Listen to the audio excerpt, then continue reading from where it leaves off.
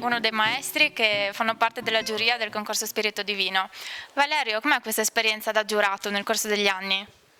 Beh, cosa sono 3 anni adesso? No, 4 anni, 5, poi facciamo 6. Ottima esperienza, perché no? È una cosa buona, bella, valida. Poi venire qui a Udine è sempre comunque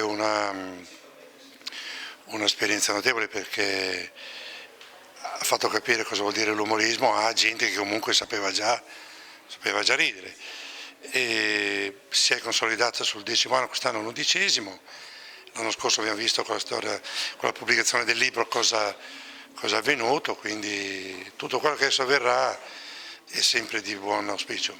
Sì. Sì, ricordiamo la pubblicazione di questo catalogo delle migliori opere dei 10 anni di concorso, tra cui anche quelle che ci ha regalato il maestro Valerio Marini, e siamo proprio vicino ad alcune delle sue opere. Sì, sono due. Abbiamo scelto questa perché quell'altra è più erotica, però va bene, secondo me andava bene anche quella là.